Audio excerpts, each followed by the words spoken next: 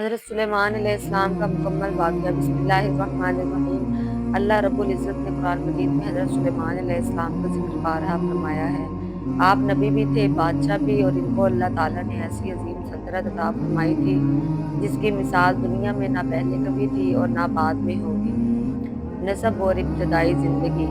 حضرت سلیمان علیہ السلام حضرت داؤد علیہ السلام کے بیٹے تھے۔ آپ کا سلسلہ نسب حضرت یعقوب علیہ السلام سے جا ملتا ہے۔ حضرت داؤد علیہ السلام خود بھی نبی اور بادشاہ تھے۔ جب حضرت سلیمان علیہ السلام چھوٹے تھے تو ان میں غیر معمولی عقل، فہم اور فراست، عدل اور علم کے آثار ظاہر ہونے لگے۔ قرآن میں ایک واقعہ آتا ہے کہ دو عورتیں آپس میں جھگڑ رہی تھیں کہ ان دونوں میں سے ایک کا بچہ بھیڑیے نے کھا لیا۔ اب وہ بچہ کس کا تھا؟ حضرت داؤد علیہ السلام نے فیصلہ کر دیا، مگر حضرت سلیمان علیہ السلام نے فرمایا، چھری لاؤ، میں اس بچے کو 2 حصوں میں کاٹ دیتا ہوں، آدھا ایک کو، آدھا دوسرے کو دے دیتا ہوں۔ یہ سن کر اصل ماں چیخ اٹھی کہ نہیں، بچہ اس کو دے دو، بس بچہ زندہ رہے۔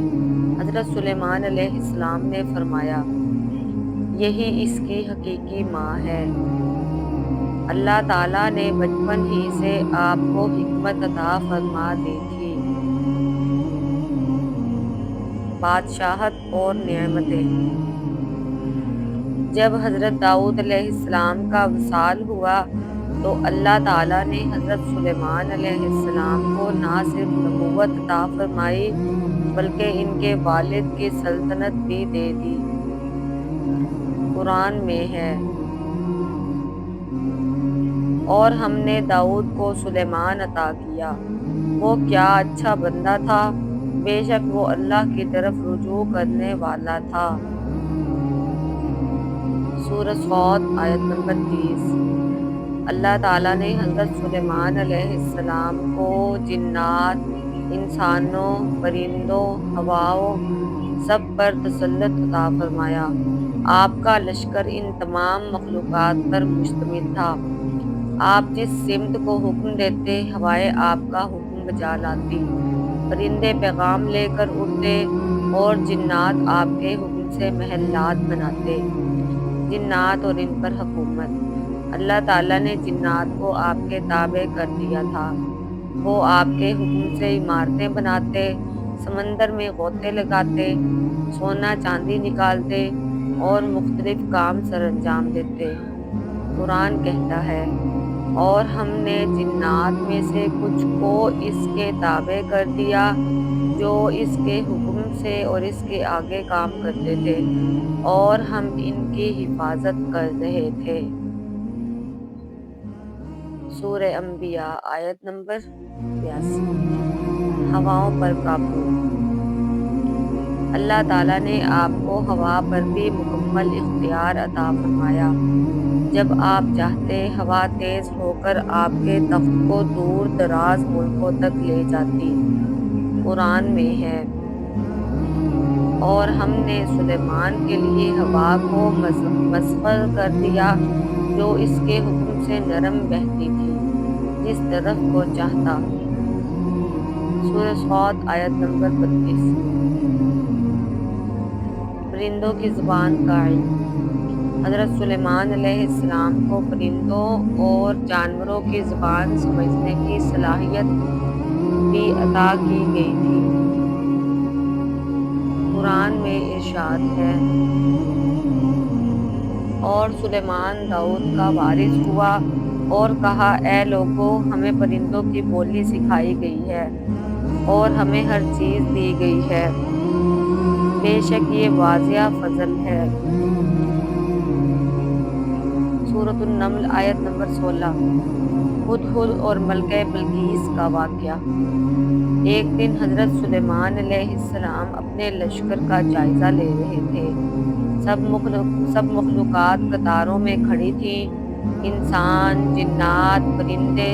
اچانک آپ نے دیکھا کہ ہدہد ایک خاص پرندہ غائب ہے۔ آپ نے فرمایا، میں دیکھتا ہوں کہ ہدہد کہاں ہے۔ اگر وہ بغیر اجازت غیر حاضر ہوا ہے تو میں اسے سخت سزا دوں گا یا اسے ذبح کر دوں گا، ورنہ مجھے اس کی کوئی معقول دلیل چاہیے۔ سورۃ النمل آیت نمبر 30-21۔ کچھ وقت بعد ہدہد آیا اور عرض کیا، میں نے وہ چیز دیکھی ہے جو آپ نے نہیں دیکھی۔ میں سبا یمن سے ایک پکی خبر لایا ہوں۔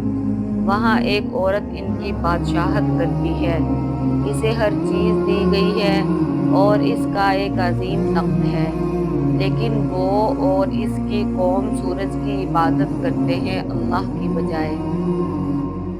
سورۃ النمل۔ حضرت سلیمان علیہ السلام نے فرمایا، دیکھیں کیا وہ سچ کہتا ہے؟ لے جاؤ میرا یہ خط اور ان کے پاس پھینک دو، پھر دیکھو وہ کیا جواب دیتے ہیں۔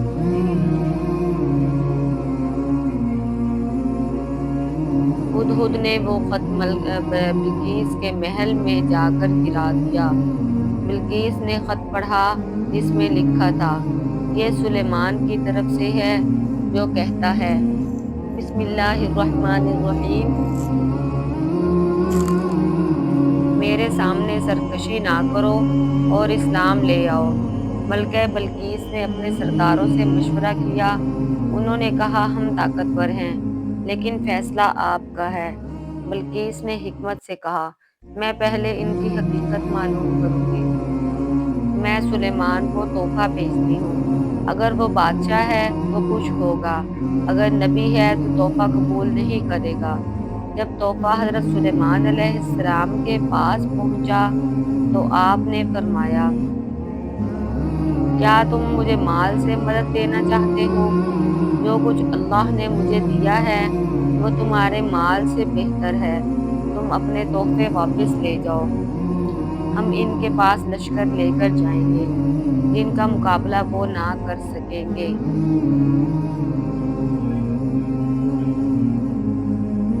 پھر آپ نے فرمایا، کون ہے جو ان کا تخت میرے پاس لے آئے اس سے پہلے کہ وہ میرے پاس مطیع ہو کر آئیں؟ ایک طاقتور جن نے کہا، میں وہ تخت آپ کے پاس لا سکتا ہوں اس سے پہلے کہ آپ اپنی مجلس سے اٹھیں۔ لیکن ایک شخص جس کے پاس کتاب کا علم تھا، اس نے کہا، میں وہ تخت آپ کے پاس لا دوں گا پلک جھپکنے سے پہلے۔ اور پلک جھپکتے ہی وہ تخت آپ کے سامنے موجود تھا۔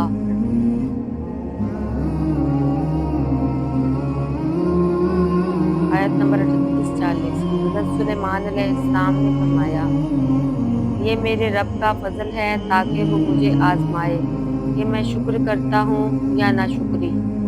پھر آپ نے حکم دیا کہ اس کے تخت میں کچھ تبدیلی کی جائے تاکہ دیکھا جائے کہ بلقیس حقیقت پہچانتی ہے یا نہیں۔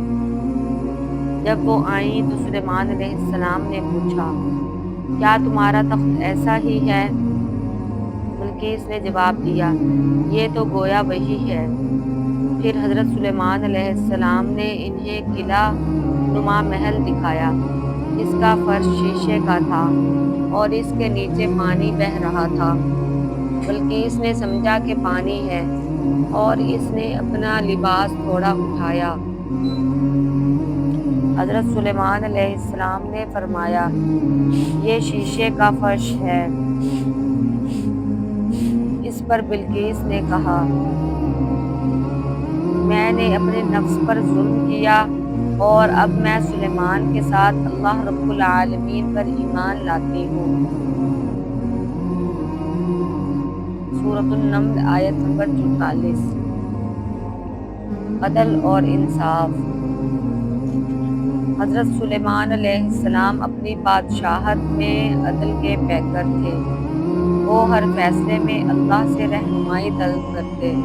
کوئی بھی طاقتور شخص بھی اگر ظلم کرتا تو آپ اس کے خلاف فیصلہ دیتے۔ وفات کا منظر۔ جب آپ کی وفات کا وقت آیا، آپ اپنی لاٹھی پر ٹیک لگا کر کھڑے تھے اور جنات کام کر رہے تھے۔ اللہ نے آپ کی روح قبض کر لی مگر جنات کو خبر نہ ہوئی۔ وہ سمجھتے رہے کہ آپ زندہ ہیں، یہاں تک کہ ایک دیمک نے آپ کی لاٹھی کھا لی اور آپ کا جسم زمین پر گر پڑا۔ تب سب کو معلوم ہوا کہ حضرت سلیمان علیہ السلام کا وصال ہو چکا ہے۔ قرآن میں فرمایا گیا کہ جب ہم نے اس پر موت کا حکم نافذ کیا تو ان جنوں کو اس کی موت کی خبر نہ ہوئی، یہاں تک کہ ایک دیمک نے اس کی لاٹھی کو کھا ڈالا، اور جب وہ گر پڑا تو جنات کو معلوم ہوا کہ اگر وہ غیب جانتے ہوتے تو ذلت والے عذاب میں نہ رہتے۔ سورہ سبا آیت نمبر 14۔ نصیحت اور سبق۔ حضرت سلیمان علیہ السلام کی زندگی ہمیں یہ سکھاتی ہے کہ حقیقی بادشاہت اور طاقت صرف اللہ کی عطا سے ہے۔ شکر کرنے والا بندہ ہی عزت پاتا ہے۔ علم اور عدل، ایمان اور توکل ہی انسان کو دنیا اور آخرت میں کامیاب بناتے ہیں۔ السلام علیکم۔